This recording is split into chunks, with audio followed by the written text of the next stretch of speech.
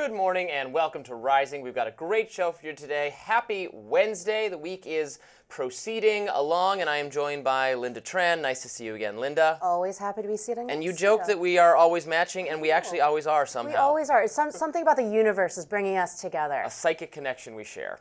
There it is. Yes. What's on your radar, Robbie? Let's get to it. Well, when Donald Trump is right, he is right. The president delivered a stirring defense of non-interventionism and the value of allowing free peoples all over the world to work out their own problems and grow and develop toward greater freedom and prosperity without the oversight and interference of the U.S.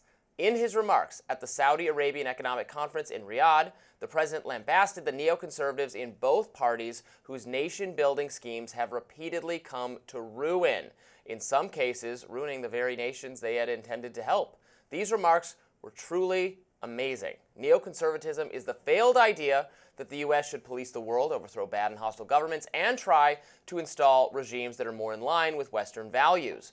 Both the Democratic and Republican parties have been run by neocons for decades. The party's candidates were often both neocons. Hillary Clinton was a neocon. John McCain was a neocon. President George W. Bush was the architect of the most aggressively neoconservative administration in modern American history. But while these views were always popular with the establishment and with the elites, they were never very popular with the base. Finally, the base revolted. We got Trump, and now Trump is actually chartering a different course.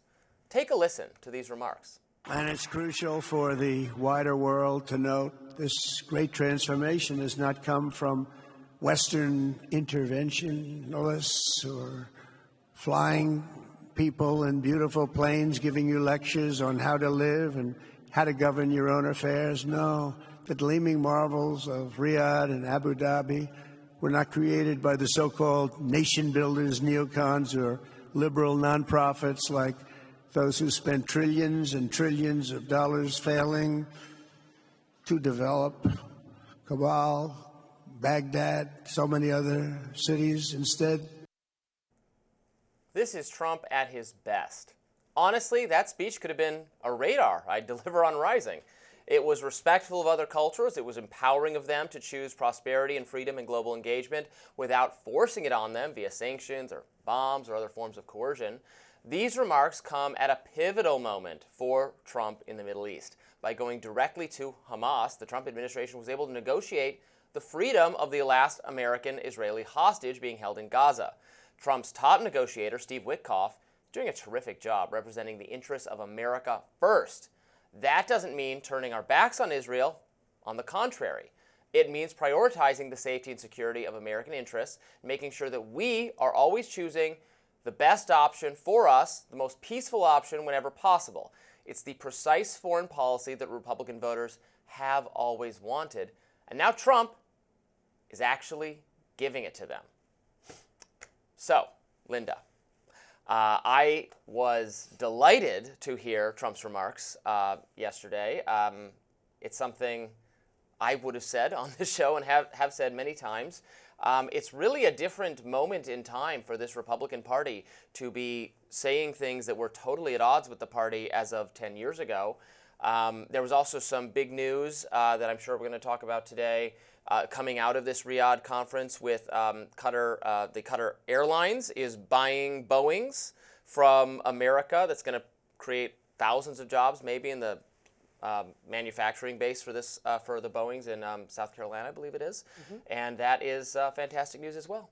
150 Boeing major jets, apparently. I know you love transportation. I love transportation. So anytime we're talking about that. aviation, I'm in my happy place. And look, I can appreciate the fact that we obviously, as a nation, want to support American businesses. You probably know this very well, Robbie, that Boeing has been, for a very long time, America's greatest export. So it's good news to hear these kinds of negotiations happening. Here's the fundamental problem I have with both the approach to the world that the president has been describing and just sort of generally this business orientation, and they kind of stack up into a number of different streams. One is that this particular president has some significant conflicts of interest, which I know we're going to talk about here in a little bit. And so every time there's some sort of a big deal that sounds like it's really good for the nation, you have to ask it an additional layer of questions about how is it also benefiting him personally. That's something that I don't think we've seen before as a nation. The second thing is, I think it's good to promote business. It's certainly good to promote U.S. business, but I think there's been this conflation between what's the role of business versus what's the role of government, which, I think are oriented towards very different ways for very good reason. Businesses are about maximizing profit. Government is about a whole lot of different things, including, not the least of which, is diplomacy around the world. Well, I agree with that, but I think the diplomatic approach of the Trump administration is really, don't you have to concede, is really bearing some fruit here. We got a hostage back. That's a great accomplishment.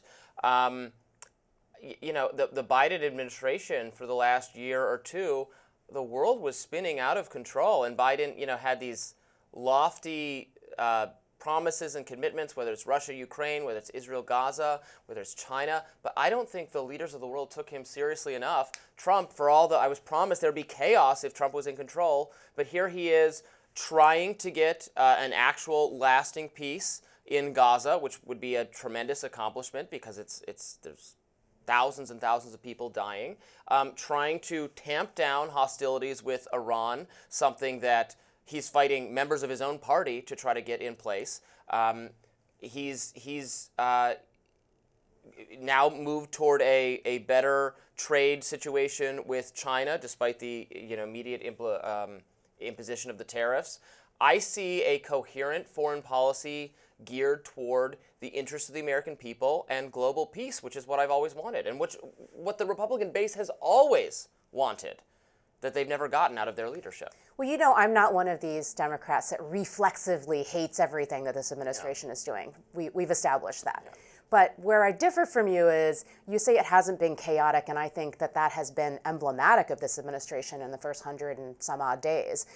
Speaking specifically about tariffs, for example, here we are talking about the headlines are, hey, Trump has come to a deal. But to me, it's much like he's the arsonist who set the fire, and now he's getting accolades for bringing a bucket of water to put out his own fire. These are not accomplishments to me. This is him not having a coherent trade policy, not having a coherent approach to how he wants to deal with nations like China. And so then we're kind of all running around like chickens with our heads cut off. Well, we have more to discuss with the Qatar plane deal and also the new Trump policy with respect to Syria. President Trump says he wants to make Syria great. The president gave a speech in Riyadh, Saudi Arabia, as part of his visit to the Middle East. Let's listen. In Syria, they've had their share of travesty, war, killing, many years. That's why my administration has already taken the first steps toward restoring normal relations between the United States and Syria for the first time in more than a decade. I will be ordering the cessation of sanctions against Syria in order to give them a chance at greatness. Reuters is reporting that Syria is offering to build a Trump Tower in Damascus. Coupled with the news of Trump lifting sanctions, some are calling the president out. Podcasters Ed and Brian Krasenstein wrote on Blue Sky, Trump is literally working with a terrorist because he was promised a Trump Tower in Syria. I'm so sick of this traitor. Others feel very differently. Pod Save America co-host Tommy Vietor said on X that keeping sanctions on Syria for what a previous regime did would end in disaster. Vietor continued, writing, people that tweet "do better" might be the most annoying humans on the internet. I don't care if Syria offered Trump a 747 filled with Captagon. Getting rid of sanctions is the right thing to do. It's okay to say it. Tommy Vietor is obviously no fan of Trump. I agree with what he's saying. The sanctions have resulted in crippling, widespread death and starvation in Syria. They contributed to the overthrow of Bashar al-Assad by a, in my view, sketchy rebel group that had some ISIS affiliations. I am very wary of what will happen in Syria with Assad being ousted because our experience in the Middle East has been, well, we don't like that guy, yeah, get rid of him, and then we like the people who come in next even worse. So I am as suspicious of the new Syrian government as anyone else. That said, so far it seems like we're hearing good things from them, that they want to get along well with the U.S., with the West. And the sanctions, again, were for the previous regime. It's a different government in charge. Sanctions cause misery. Like, what is the goal of the sanctions previously? I don't even know that they were coherent. They were to harm Assad. Well, Assad is gone. He's in hiding or is a refuge in Russia or something.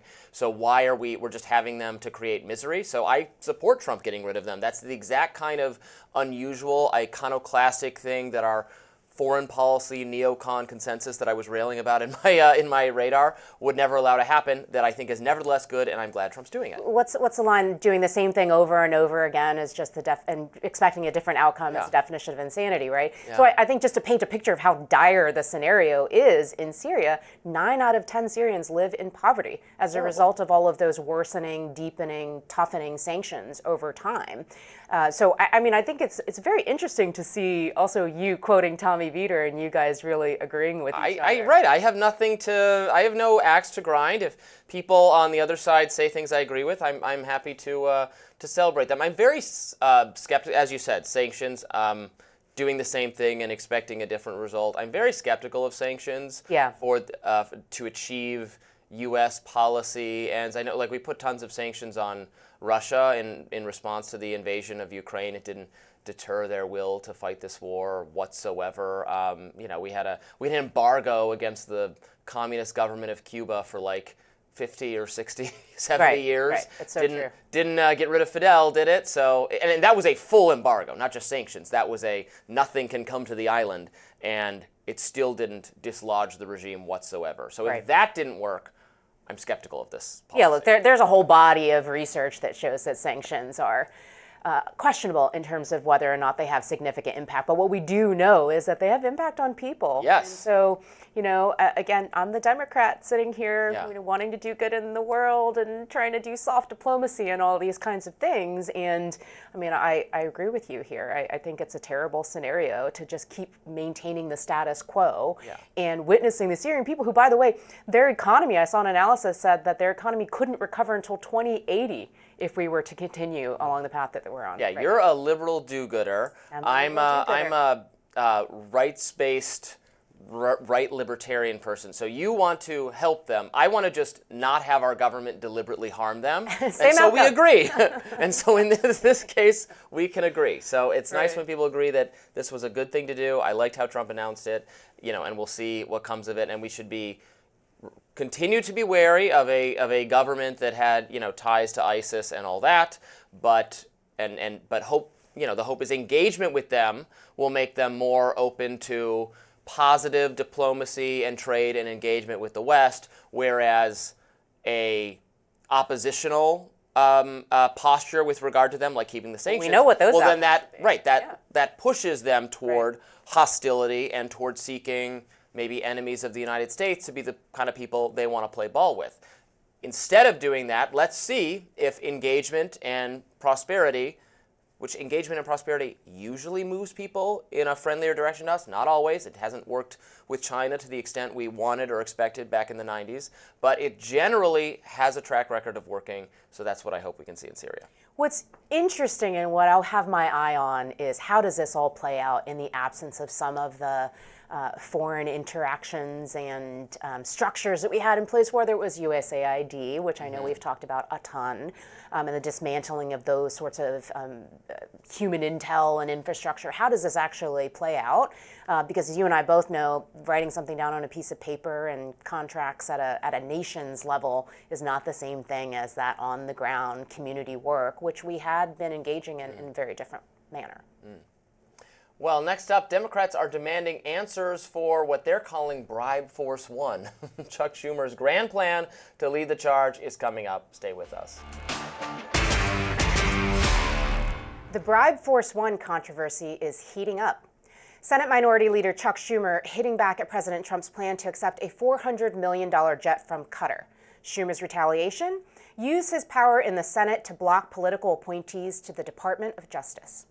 This is not just naked corruption, it is also a grave national security threat.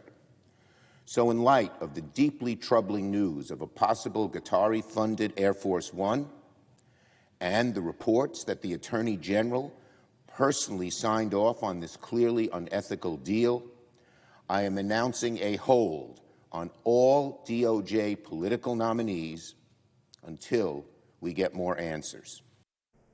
Democrats are outraged, hoping the party can resonate with the public by arguing the ethical and national security alleged lapses in accepting this jet. But Trump continues to brush it off, saying this to Fox's Sean Hannity aboard Air Force One during his trip to the Middle East. But I thought it was a beautiful gesture. Now, there are those that say we shouldn't be accepting gifts to the Defense Department. And I would say only a stupid person would say that. Why wouldn't we do that? Criticism of the announcement has come from across the political spectrum. Even some of President Trump's biggest supporters have called it, quote, political poison and a stain on his administration. Conservative influencer and Trump confidant Laura Loomer took to X after the story broke with some choice words about the luxury jet gift. I love President Trump. I would take a bullet for him. But I have to call a spade a spade. We cannot accept a $400 million gift from jihadists in suits. Loomer went on to say, I am so disappointed. Yeah, she wasn't the only one. This is one of the most unanimous issues I've seen so far in terms of everyone not liking it. Everyone from Laura Loomer, who's an ardent Trump person, to my friend Batya Ungar-Sargon, who has been very defensive of Trump on a lot of controversial topics, of the tariffs and all that. She said it was not a good idea. I saw Nikki Haley come out and say it was a bad idea, and Rand Paul said it was a bad idea. Nikki Haley and Rand Paul are as far apart on foreign policy within the Republican coalition as you could possibly be. So I'm not seeing a lot of love for it. Yeah. You know, it was approved by the Attorney General, Pam Bondi, who herself has done work for She was a the lobbyist Qatari government. for Qatar. Yeah, exactly. So, yeah, should he take it? Obviously not. Do I think it's the biggest issue? No. I think it speaks to the diplomacy and engagement we are doing with Qatar right now that has been fruitful and positive in terms of getting Eden Alexander, the last Israeli-American hostage, released. That was partly due to mediation involving Qatar. Qatar is helping us with issues in the Middle East. So to say that we shouldn't accept a gift from jihadists, well, we have to talk. Sorry, that viewpoint is being repudiated. We have to have engagement and discussion and diplomacy with unsavory characters. That's just the reality. We can't fight the whole world and never talk to anyone. We have to do diplomacy. So I don't have any problem that it's Qatar or something like that. We're like, that mindset should be done with. But no, Trump should not be accepting the plane. I mean, if you take Qatar out of it entirely, though, and it were any other nation providing any other $400 million gift to the President of the United States, it would still be an issue. Right, right? well, to his library, not clause. Well, people talk about the emoluments clause. Emoluments is just a fancy word for gift, right? There's a reason why we don't accept gifts from foreign governments. Well, individuals can't accept gifts. The government can accept a gift. Well, The Statue of Liberty was a gift. okay.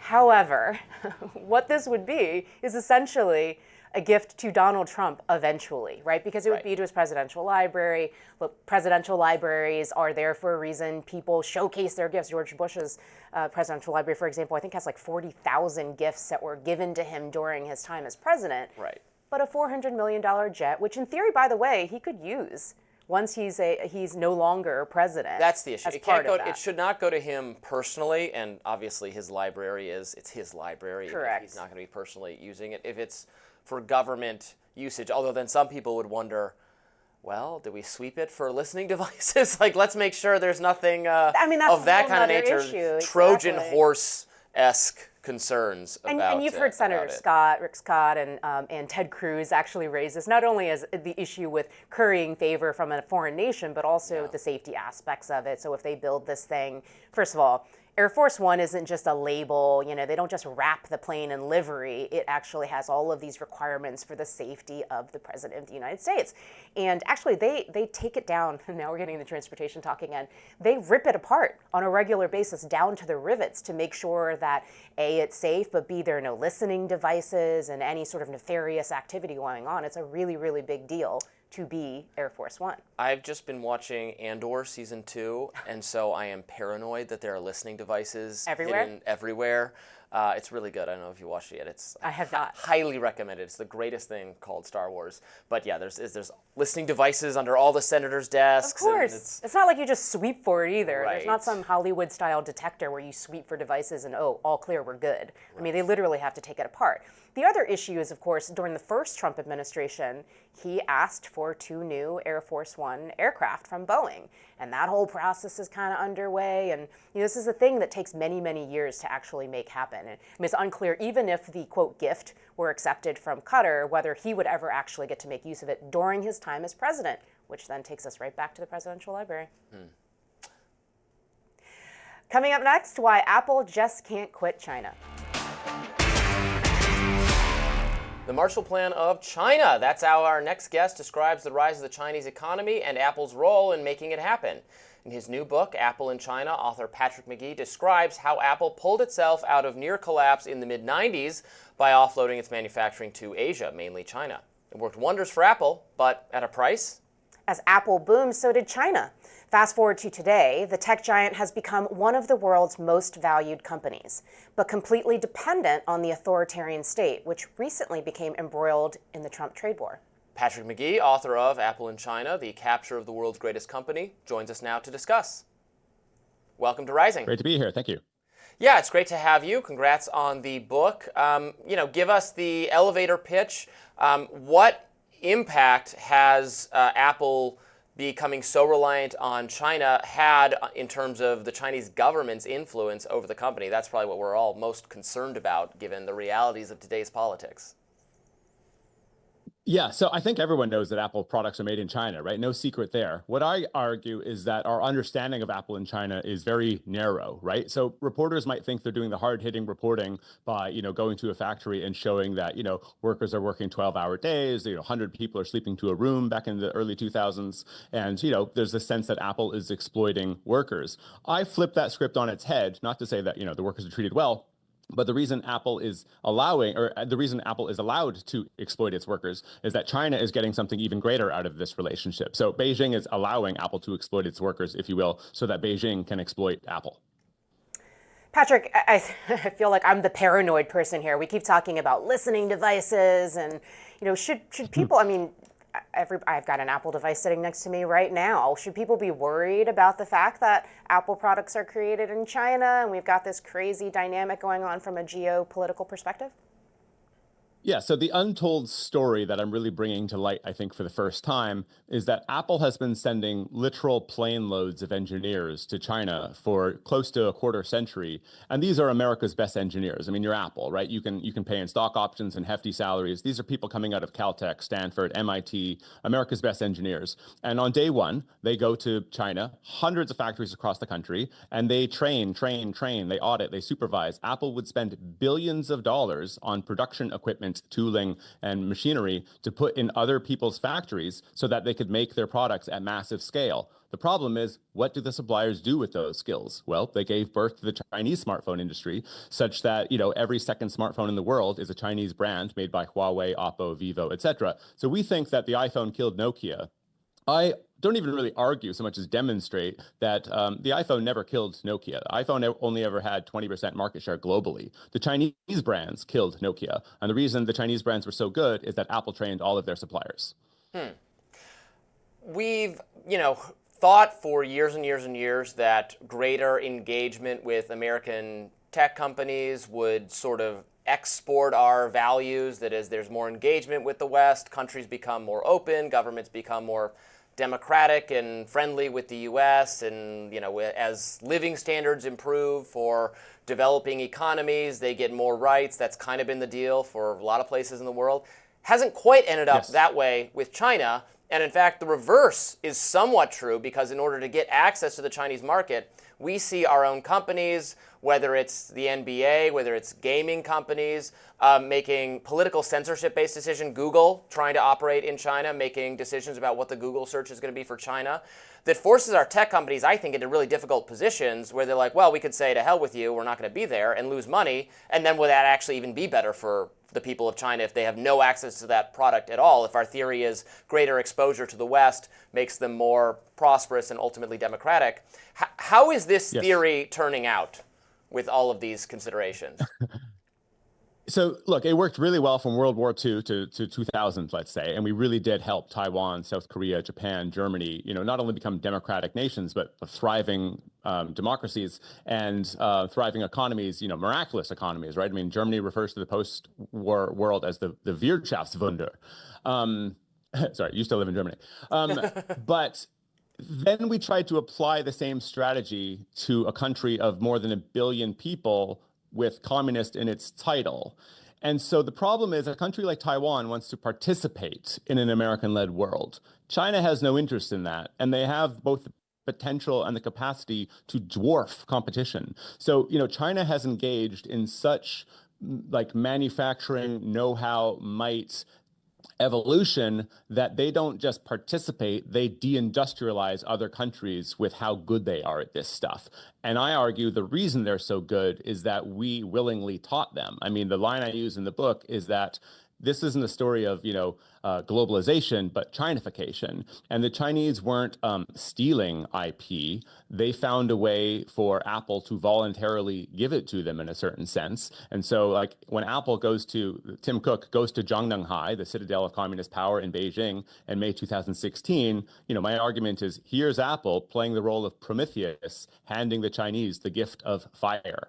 What can you do with those gifts? Well, you can build more than smartphones. You can build smartphones on wheels, right? EVs. This is why China is so dominant in electric vehicles. And you can also build drones and military weaponry. I mean, if you are a master at semiconductors and robotics and automation, you are building a military with those capabilities. So this is why it becomes not just a corporate history, but a geopolitical one and one with national security implications. Patrick, is this a uniquely Chinese concern, or is this something we should also be thinking about when it comes to nations like India or Vietnam, other places where certainly U.S. companies are setting up manufacturing operations? Well, in the case of Vietnam, I mean, first of all, I've been to Vietnam. I mean, the nicest people you've ever met in your whole life will be in Vietnam. So, I mean, maybe they're not an allied country because they are indeed communist, but they're too small to be a threat. And I think in that country, I mean, our role there really probably is just contributing to poverty alleviation. I do think it's good for Vietnam to be part of the global trading network. India is an allied nation. And frankly, I would love to see more Apple investment in India. Most people think there is a lot of Apple investment in India right now. And we can talk about that because there isn't. But they should have a great acceleration there. Now, I suppose the only thing is that, 20 years from now, looking back on this footage, let's say, you might think, this is just at the stage when Narendra Modi was really taking India in a more belligerent direction. But, beggars can't be choosers, I guess what I'd say. This is the only other country with more than 1 billion people on the planet. It is not a totalitarian state the way that China is. So India is a far better choice. We've seen so many tech CEOs, including Tim Cook of Apple, try to have a much more positive relationship with the Trump administration, from contributing to the inaugural fund to actually appearing at the inauguration. I think their thinking is they want to get favorable regulatory policy in order to really bring up tech to compete with China, that is increasingly seen by U.S. policymakers on both sides as the main problem to be solved for the rest of the century. What is Apple's thinking these days in terms of its big picture? Which government do we want to work with? Are they thinking about it in geopolitical terms? What are they trying to get out of this government or whoever's in charge of the U.S. in order to feel more like, hey, we should stop sending all our best engineers to China to help the U.S.'s foremost political rival? So a couple things to unpack there. One, from Cupertino's perspective, Donald Trump is far of a bigger threat than Xi Jinping. Why? Xi Jinping wants nothing but Apple producing every year in China. Why? He gets so much out of it. I mean, Apple, again, is training all of his companies. Apple is inadvertently the biggest supporter of Made in China 2025, an anti-Western plan for China to sever itself from the West, right? Wean its dependence, decouple, de-risk, however you want to put it, and become self-sufficient in automation, robotics, high-end electronics, right? Apple unwittingly discovers around 2016 that it is the biggest supporter of Beijing's indigenous indigenous innovation directive, right? So this is sort of a startling portion of the thesis. Donald Trump wants the opposite, right? He wants the reshoring of all these iPhone jobs, right? All the manufacturing to come back to the U.S. Unfortunately, that's a fantasy. I mean, the quantity, quality, cost, and that China provides Apple is on a scale that America cannot match by fiat. It cannot match by investment and willpower. And the book goes into considerable detail as to why that's just never going to be possible. So Beijing and Washington are sort of, wanting to trade Apple back and forth as a bargaining chip. And the stark truth is that it's a bargaining chip of Beijing. That's where all their operations are. So when it comes to negotiating with Donald Trump, Tim Cook is placed in this awkward position of pledging $500 billion in investment over the next 4 years, but the pledge is a total misnomer. I mean, it's basically nonsense. The press release says that they're going to create 20,000 jobs, and just use some common sense here. How bad would a government program be if it spent $500 billion and the result was tens of thousands of jobs? I mean, you would, on its face, understand that this was a total waste of taxpayer money. Apple is ruthlessly efficient. So just, think about this for a second. Clearly, they're not spending $500 billion building advanced manufacturing in the U.S. They're doing some really legal PR spin, and people need to read that February press release with a lot more scrutiny. Patrick, thank you so much for joining us to discuss your new book. Sounds fascinating. We're going to pick up a copy. Thanks, Linda. Thanks, Robbie. Up next, Pope Leo XIV's edgy meme-posting brother has made an appearance. Will he be toning it down? We'll discuss. Well, it turns out Pope Leo XIV's brother, Louis Prevost, is a MAGA supporter who loves posting memes and owning the libs. In contrast, Leo XIV's theological and political views aren't entirely clear. But Louis Prevost's views certainly are. His Facebook posts have garnered national attention. In one of them, he called Congresswoman Nancy Pelosi a drunk, followed by a really bad word. In another, he said Obama and the Democrats were longing for the total destruction of our way of life. He also wrote that supporters of former President Biden suffered from a mental affliction. Prevost went on Piers Morgan's show this week to discuss his newfound fame. Have you had anyone from the Vatican call you and say you got to ease off the gas? And will you be changing your social media strategy going forward, Louis? But no, like I said, going forward, I've realized now that I see some of this coming back at me, that I should probably tone it down. So I've backed off a lot of media. Can't make this stuff up. Look, we all have that family member who can't stop, who has so much love for our president, our dear President Donald Trump, that you are moved to post on Facebook incessantly. If you're posting on Facebook, that puts you in certainly a certain 50 age bracket and up yes, correct. age range Correct, nowadays. I don't know what the kids, the youths these days, these Gen Alpha brats, what social media, they're on like TikTok and Snapchat and such things. And something else we haven't even figured out Something yet. else we don't even know what it is yet.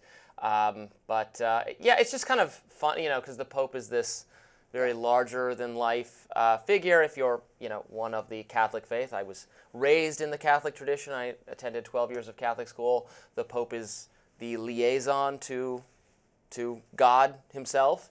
So the idea of him having, a relative who's very much involved in the politics of the real world rather than heavenly issues is just kind of amusing. But there's nothing wrong with it, and he's entitled to say very pro-Trump things and very anti-Biden things, and that's just fine. And this falls right into your whole free speech, love of the world. Well, of course, yeah. I'm glad to hear that the Vatican didn't try to silence him. That would be, I think, inappropriate. I mean, welcome to the big time, Pope Leo, who I'm personally very excited about. Yeah. I mean, as you point out, Robbie, pretty much anybody we've talked about who's made headlines at a national, international level over the last several decades has had a brother, a sister, somebody who says something that they clearly would disagree with. And in this case, it's, it is a little bit amusing. It is amusing. And, we're loving so much having to do with the decision to pick the Pope. I was sad not to see Pizza Balla Cardinal Pizzaballa, did you see that? No. The names of some of these Italian popes, again, as an Italian-American Catholic person, I thought they were very amusing. But, of course, we're scrutinizing the political views of the Pope's families because he is someone who has used Twitter in the past. Sure. And I know some Trump supporters were a little uneasy, even though they're excited to have an American Pope, Right. because he has retweeted criticisms in the past of Trump from like an almost never Trump Republican perspective, not explicitly from a liberal perspective, but some frustrations with Trump, opposition to the Trump opposition to immigration has been something you've seen from Sure. this Pope's social media footprint. And also So- support for the concept of addressing climate change. I mean, that most important, I think this is the point you're making, Robbie, is what does the Pope actually yeah, the think last about all Pope these was like major that issues? too. Of Little too left-leaning. Too left-leaning for taste. you, right where I need them to be. Well, the last Pope, Pope Francis, was perceived as being, again, in a Catholic understanding, he was not like a Sure. social liberal by any stretch of the imagination, was not doing any doctrinal changes on abortion or gay marriage or birth control or any of the other stuff, but does speak to the importance of addressing poverty and climate change and those things. Was, in my view, a lot more critical of or skeptical of markets than is called for, because markets, as you and someone who opposes tariffs probably agrees with, markets tend to lift people. Global trade lifts people out of poverty and has been a positive force for ending starvation worldwide over the last 100 years. Has dovetailed with the rise of, democratic capitalism is a good thing.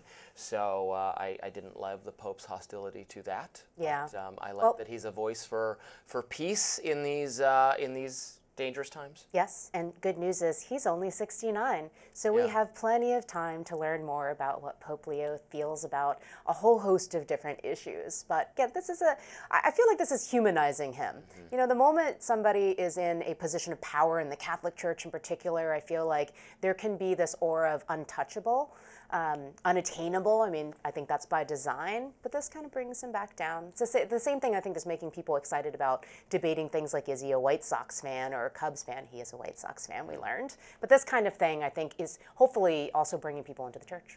You know, there were no new Game of Thrones books released during the previous Pope's tenure Is that as right? Pope. Yeah, none. Do you think that's the holdup? I think George R.R. Martin might be the holdup. I think he better produce. We need to know how it ends. There's 2 more to come. I'm really counting on you, George. We need to start a letter writing campaign on this. Yeah, or stop. I'll do it. I've got lots of ideas. I will not do any of the stupid endings that we saw from the show. I've got better ideas than that. So I want to hear your ideas. Just lay one on us. maybe we need to know. maybe I can't spoil it. I can't give that away for free. Right. I got to get the contract to do the book, to do the sequel. All right, coming up next, Bill Maher has a surprising podcast guest. Here's what they had to say about J.D. Vance up next. Tony Hinchcliffe is praising Vice President J.D. Vance for defending him after the comedian was embroiled in scandal for a poorly received joke about Puerto Rico before the Trump rally in Madison Square Garden. Here's what Hinchcliffe had to say about the joke, fallout on Bill Maher's Club Random podcast. Have you gotten to meet J.D. Vance? No, never met JD. I gotta tell you, all that I know about him is that this guy's a badass. J.D. Vance, that entire week, he was taking these questions from the press like that. What are your thoughts about the racist comments? And he would nail it every time, day after day. What do you say? First of all, it's a comedian. I don't know why you're calling him a speaker. He was a great. comedian defending free speech, and where has our sense of humor gone? The joke caused a media firestorm as Democrats portrayed Hinchcliffe, and by extension the Trump campaign, as racist for making it. Here was that joke. I don't know if you guys know this, but there's literally a floating island of garbage in the middle of the ocean right now. Yeah. I think it's called Puerto Rico. Prominent celebrities like Bad Bunny, Jennifer Lopez, and Aubrey Plaza slammed Hinchcliffe when he made the comments. Politicians like AOC rebuked the joke, and Tim Walz called him a, quote, jackwad. So, but not J.D. Vance, because I remember this one caused a lot of consternation, a lot of media freaking out. didn't seem to matter at all when the votes came in. I think Trump did better than Puerto Ricans than any Republican ever previously has done in forever. But J.D. Vance was there making the same point I would make, which is that he's a comedian and it's joke. We're used to jokes being offensive. Now, you could question maybe it was not a good idea to have an offensive joke-making comedian be the warm-up act for a political figure who's trying to appeal to everyone and specifically not offend people. But the idea that people are just offended to have their home mocked or whatever, like, people make jokes. It's jokes. Get over it. Am I wrong? I think jokes are like debates. So, when you go to watch a debate, typically there's a lot of, research on this. You've already made up your mind. So you're going to see your candidate is winning and the other candidate is losing. Same thing with jokes. If you've already decided you're in a particular camp, it's just not going to be funny to you. Now, I personally think jokes are the great unifier, that late night television is a thing we should do more of, actually, to both humanize the political figures that rule our lives, but also because we got to be able to laugh at ourselves. Things are very serious all the time. And this is part of the story, I think, of why Democrats have started doing so badly with younger men, because who watch all these podcast type people. So Tony Hinchcliffe, I was not overly familiar with him before he became the subject of controversy. He participates in like those Comedy Central roasts of famous people. He was a frequent guest on Joe Rogan and I think Theo Vaughn and all those podcasts of kind of funny dudes who talk at great length and sometimes say offensive things, and whatever, that's what you do. Young people love that. They love getting news and entertainment from those formats. It makes it more interesting. It makes it more interesting. You can talk about the substance, but it can also be entertaining. So then to have everyone representing Democratic talking points, AOC and all the rest, jump into outrage mode over this was, I just think, a very actually bad and maybe self-defeating posture for them. This is what contributes to the perception of progressives as humorless scolds. And that, I think, actually sunk Kamala. So it's not even just that it should be defended his right to, engage in free speech and make jokes, and it's, not the same as actually asserting. Obviously, we're not saying that there's something wrong with Puerto Rican people or that they're dirty. That's not an actual sentiment. It's a joke that a comedian was making, and to say that, no, you can't do that I think that was politically bad for them. They said it was going to be politically bad for Trump. I think it was politically bad for them. I think there's an important discussion that's happening right now in certain parts of the Democratic Party about things like language policing and focusing on certain issues over and above the economic things that actually drive people's decision making on a regular basis. I think that's important. I do think, though, from a political strategy and timeline perspective, when this took place was right close towards the end. And so at that point, if you're running a major political effort, you're going to take advantage of anything that pops up. So, clipping something and creating an ad out of it, or making a mountain out of a molehill, that's kind of part and parcel to the strategy. No, clearly, and they thought it was going to help them. I think it shows the limits of their own thinking, like, oh, we got somebody making a joke. This is really going to turn off Puerto Rican voters. Trump did so much better with minority voters of all ages, specifically young minority voters who were males. The Republican Party, the gender break between the two parties is so interesting these days.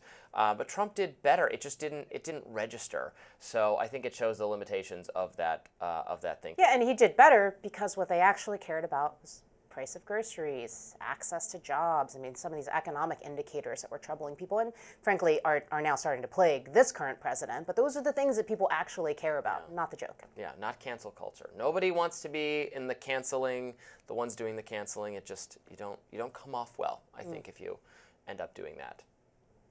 Coming up, the explosive claims about a possible Biden cover-up in Cuba. Was Havana syndrome a cover-up by the Biden administration? The neurological incident remains disputed, but investigative journalist Catherine Herridge reports that some government officials claim they are suffering from Havana syndrome, and they have been completely ignored. For context, in 2016, American and Canadian officials stationed in Havana, Cuba, reported hearing strange noises accompanied by inexplicable neurological symptoms like headaches, dizziness, and so on. Herridge recently sat down with retired counterintelligence officer Mike Betts, who says he suffered an attack in 1996 while on assignment. A decade later, his condition has deteriorated, and he was diagnosed with Parkinson's disease in 2006 when he was in his 40s. Thanks to Herridge's reporting, National Intelligence Director Tulsi Gabbard is reportedly mulling over a probe into Havana syndrome. Catherine joins us now. Thanks so much for being with us. Been such an admirer of your reporting on so many different subjects, looking into some of the Hunter Biden laptop information. It's really great to have you with us. This is a subject that we've heard from a lot of different perspectives on, even questioning how real it is. I myself have had some skepticism of it in the past, but you obtained and published some documents showing that the government itself, behind closed doors, was taking these concerns seriously and has to some extent validated them. Can you tell us more about that? Well, we spoke with one of the nation's top neuroscientists, and he confirmed to us that directed energy weapon attacks are real, that the reports of attacks against U.S. government personnel overseas are credible, as well as reports of attacks targeting U.S. personnel inside the United States. And he explained to us that these types of attacks have been going back decades, and there are three types of weapons. Two are sonic, and one is a microwave energy weapon. But the bottom line is that they have the same effect on the brain. What it does is it disrupts the networks within the brain, and that does two things. Number one, it makes it hard for the brain to compensate. And then number two, this disruption of the networks gets worse over time. And based on our reporting, it leads to brain cell atrophy and brain cell death. So if you get hit by one of these directed energy weapons, the attack is just the beginning of the damage. There's a cascading effect over time, and the outlook for these individuals is unfortunately very bleak. Sounds very, very troubling indeed. And what have you learned, Catherine, about the source of these types of attacks and the intent behind all of this? Well, based on our reporting, there are three nations that have the capability for directed energy weapon attacks. That's the United States, Russia, as well as China. Based on my reporting, and I've spoken with well over a dozen government officials who believe that they have been hit by these directed energy weapons, almost all of them had some kind of portfolio that was related to or touched on Russia, either from an intelligence perspective or at least from the outside, it looked like they were working on a Russia account. So that certainly would suggest that Russia or some kind of proxy may be responsible. And if our government behind closed doors does have this concern, why isn't someone sharing this with the American people? Why aren't there hearings? Why isn't Congress taking up this issue? If a hostile foreign power is targeting our diplomatic personnel in another country and people becoming horrifically ill, I would think that would be something that Congress should be talking about very seriously. And it sounds like from what you're telling us is that behind closed doors there is a greater concern, but I can't tell if it's something like, for instance, with the UAP situation where everyone is so freaked out and the government is kind of like, don't worry about it, because they know that it's actually a lot of their technology, which is up in the skies, that they don't want to tell us about. So it almost makes me paranoid then, is this our government or something if they don't want to have hearings about the issue? Do you know what I'm saying? I think I do.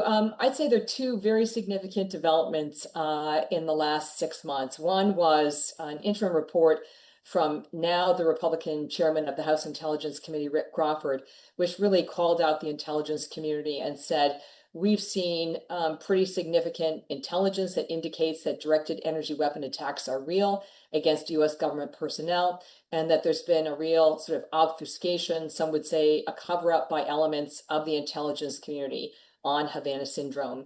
Number two, in response to our recent investigation on X, the Director of National Intelligence, Tulsi Gabbard, the top intelligence official in the United States, has committed to doing a new assessment into Havana syndrome. And I've been covering this story on and off for about 6 years, and I'm really sensing that there is a sea change within the U.S. government, that there may finally be a public acknowledgement that U.S. government personnel have been targeted overseas and domestically in the United States, and that it's been done willfully and with intent by a foreign adversary or one of their proxies. Catherine, how widespread are these attacks? How many people are impacted? What's the scope that we're talking about here? Well, for some context, they're reported well over 1,000, 2,000 incidents. I don't think all of those are credible reports, but there are several hundred, I think, that are absolutely credible. And you may say, why? I mean, a few hundred people. Why is that such a big deal? It's a big deal because these are people who are working the tip of the spear in national security for the US government. And these attacks have a crippling effect on them neurologically, but these are also weapons of psychological warfare. If you're a diplomat or you're a spy or you're a national security professional, and you know people in your community are being targeted when they're overseas with crippling injuries, you are less reluctant to go overseas. This makes it difficult to recruit people and then also to retain people. So it's not just the physical injury, it's essentially a psychological weapon as well. Has the government been exploring the possible, motivations of hostile foreign powers who might be deploying such technology? Obviously, we're not in a direct military conflict with Russia or China. Is it simply are they experimenting on some technology that they have?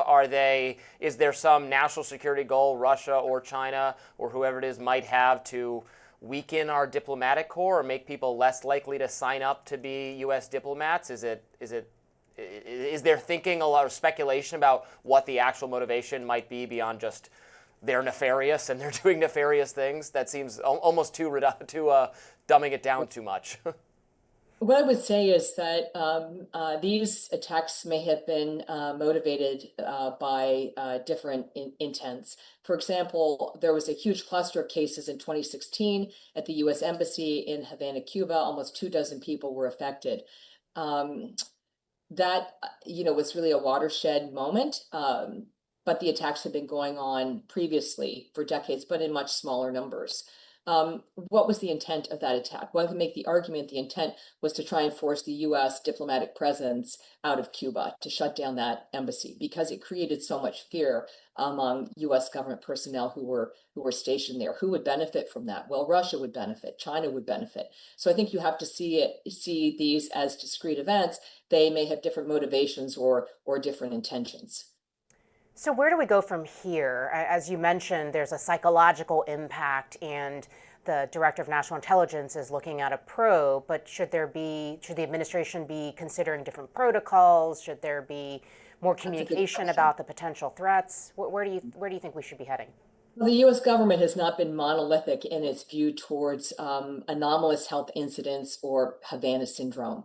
The Department of Defense, to its credit, has been much more forward-leaning in the treatment of its personnel and also trying to find ways to mitigate this threat in the future. Directed energy weapons are what I would call classic gray zone warfare. It's in this sort of gray area between outright conflict and peace.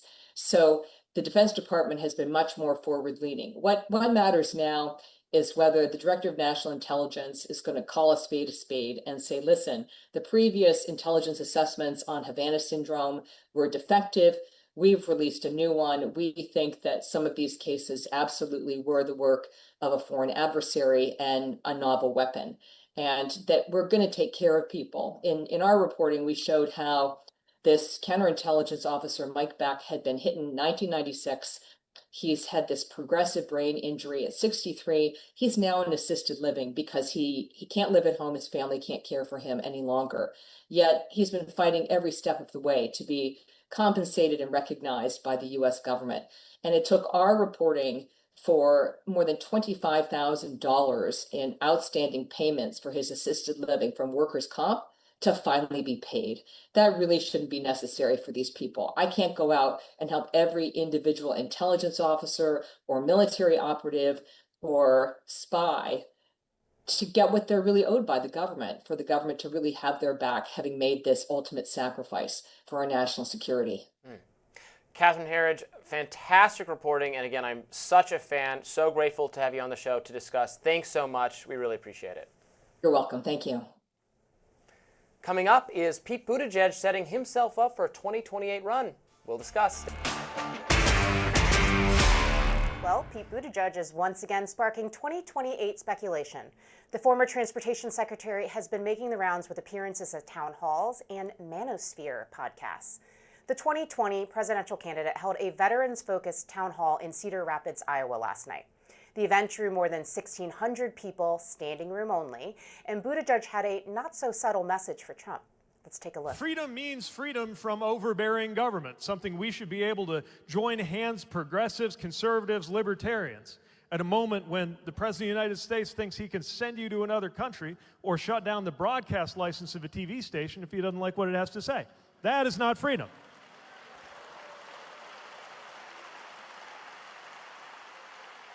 We have lost some freedoms in this country during this administration and the previous Trump administration.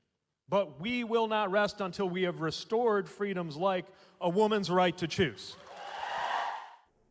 Buttigieg had his name thrown around recently for other reasons. Current Secretary of Transportation Sean Duffy's blaming Buttigieg for the meltdown at Newark Liberty Airport, saying, quote, Biden and Buttigieg spent more time changing the name of the cockpit to flight deck than fixing our air traffic control infrastructure. Still, Buttigieg is also earning praise on X. Call to Activism's writing, damn, Pete Buttigieg just delivered a masterclass at his Iowa town hall. Calm, sharp, and commanding. He laid out exactly how we take back our freedoms from Trump's chaos and corruption. This is what leadership looks like. So I know you're a fan of your former I call him boss, the boss. Pete Yes, Buttigieg. the boss. Look, I appreciate that while I substantially don't agree with his policy ideas, he does a good job, I think, of talking to the other side in unfriendly territory. He is one of the few Democrats who is willing to go on Fox News, who is willing to do long interviews with people all over the place. He's done interesting appearances on some podcasts. I think he gets it, as does Gavin Newsom, frankly, that you can't just talk to the already converted. You have to, especially if the Democratic Party is going to try to win back young men who flocked to Trump in the last election. That means being on podcasts, being in media spaces where they are present. Now, this is a little different than that, but it's also clearly important to talk to middle, regular, normal Americans, not politically super paying attention to every last detail of everything. I certainly like that he emphasized the themes of freedom and the things he thinks Trump is doing. And freedom of speech, specifically. Right. I love that. The things he thinks the Trump administration is doing that violate freedom. What do you make of what your former boss is up to? Well, the thing is, so when Pete first burst onto the national political scene as the 30-something mayor of a small town called South Bend, everybody commented on the fact that he was doing interviews, whether it was with Fox News or other venues, other media vehicles, because it was necessity. He was a small town mayor. But actually, I think what we're seeing now is the continuation of a very deep-seated philosophy that you just need to go everywhere and talk to everyone. And I think the reason why some of these interesting podcasts he's doing, even the format of going on Colbert or the town hall that he did last night, why it's interesting is because it's unscripted. One might argue that this is part of the reason why Trump is so interesting, because he's unscripted. It makes it more challenging from a campaign staffer, political strategist perspective if your person, your principal, has to go into an environment where you have less control, but it makes it authentic. It makes it something that's appealing to people. So I think it's fascinating to see him do it. And also, as somebody who knows him, he's obviously having a very good time marching around with his sleeves rolled up and engaging with people. Is he running? Well, what he has said, as you very well know, Robbie, is that he wants to be useful. I mean, this is another thing about Pete, is I really do take him at his word. There was all this speculation about whether he was going to run for governor of Michigan or for Gary Peters' seat that he's vacating in the Senate. And as I understand it, he very much thought about it and then decided to go a different way. So here he is at the beginning, it looks like, of a process around 2028, and we shall see. The reason to do podcast appearances, as far as I can tell, if you're a Democrat, is because you're interested in running for president. I know Gavin Newsom is going to go for it for certain. I guess Kamala Harris still wants to do it. I'm baffled that she wants another go at this. I'd be very surprised if she didn't throw her hat in the ring. I feel like it's hard when you're a heartbeat away from the presidency and you actually ran to not want to make another go of it. Yeah, I guess she wants to more suffering. So it's going to be Gavin Newsom. Here's my prediction. Gavin Newsom, Kamala Harris, Josh Shapiro, and Gretchen Whitmer, because they have to, because their names were just thrown. Andy Bashir. Pushed forward. I don't know that he's going to run. And AOC. So those are going to be the 5 biggest people running. And then Pete would make 6 for sure. I think there are going to be like 5 crowded. more that we're just not thinking about. Well, there's going to be 800 more. You know, there's Ruben Gallego doing events. He's going to run for, he's already going for presidency, huh? Yeah, he's trying to moderate himself tremendously to some success. Mm-hmm. You know, I think he's showing the way forward for Democrats a little bit. I think Josh Shapiro is. I think Gavin Newsom is. They just need to break get people out of the mindset that the Democrats are the hectoring party, the eat your vegetables party, the uncool party, the party of uncool moms. I know you're a cool mom, but the party of uncool moms. I think Pete would argue that he's not a cool dad. Yeah. Although he's sporting the dad beard right now. Mm-hmm. I mean, the thing about Pete that I find interesting is, I mean, apart from the fact that he is just a lovely human being, is that he really is a great communicator. I mean, he has this ability to take really complicated things and break them down in a way that people understand them. You know, it reminds me of some of my other bosses in the past who similarly have taken things. I mean, you're not a big Tim Kaine fan, but he's a brilliant guy who is able to talk to people in a way that they can relate to. Barack Obama, another brilliant guy, who was able to get across messages that maybe wouldn't have resonated if somebody Tim else Walz, was you an mean? mouthpiece. Did you mean Tim Walz? Or No, Tim Kaine was my former boss. Democrats love interchangeable Tims. Tim and Tim, yes, both kind human beings. But Pete's whole thing is, you know, he's not sitting there spewing talking points. And when you see him doing these interviews, he's actually processing the question in real time, and he's thinking about what the appropriate answer is. So, you know, I've gotten a chance to obviously see him up close and personal. He's a hardworking guy. I mean, you could do a lot worse than Pete Buttigieg as president. I heard Trump had some not so kind remarks for Buttigieg, accused him of ruining everything having to do with transportation, but then backdoored into a conversation. But he's a nice family and his nice husband. Did you hear that the other day? It was so Trumpian. No, like, I did not. Ruined everything, horrible transportation, but nice family. But a nice guy, Yeah. nice guy. That's very...